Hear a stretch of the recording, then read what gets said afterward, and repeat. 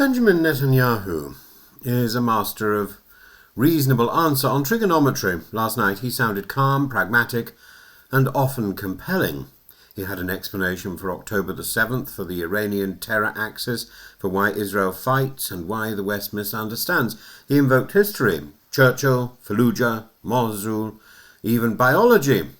He sketched a picture in which Israel stands alone against barbarism, yet fights not only for its own survival, but for the survival of the West. It was polished, it was persuasive. It also avoided the obvious. The Palestinians are dying in their tens of thousands, and the images of their suffering are plain to see. They cannot be brushed aside as noise. Netanyahu describes October the 7th as Israel's darkest day since the Holocaust, and he's right about the scale of horror. His rhetoric is intended to frame the war as civilization versus barbarism, a Manichaean struggle with no symmetry. But what he did not address is how this framing erases Palestinian civilian deaths. To say we do everything we can to prevent casualties while Gaza lies in ruins is a contradiction visible to anyone with a smartphone. On the programme, Netanyahu argued that a forever war comes not from fighting Hamas, but from failing to eliminate it. That is war logic at its most circular. We must destroy Gaza to prevent future wars, even though destroying Gaza may be the surest way of creating generations of new enemies. He cited de-radicalization models from Germany and Japan, but that is an easy comparison. Hiroshima and Nuremberg were followed by reconstruction under an accompanying power with resources, legitimacy and time. Gaza has none of these conditions. Here lies the gap between the performance and the reality.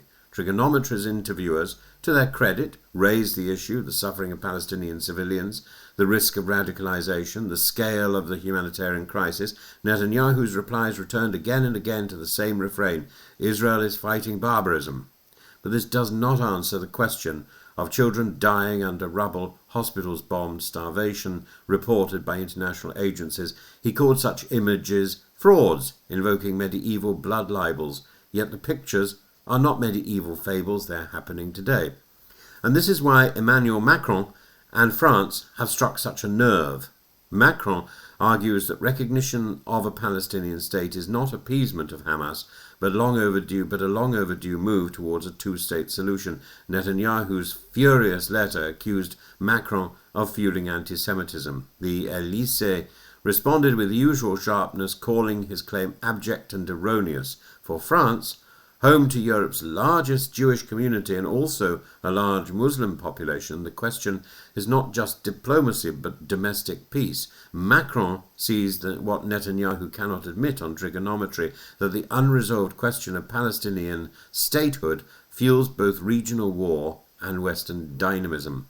Netanyahu is not wrong to cite history, nor to remind Western audiences of Iranian hostility. He's eloquent when defending the survival of Israel, but he avoids the present tense truth. Gaza is in agony, and the world sees it. He can win the argument in a studio, but outside, the pain is undeniable.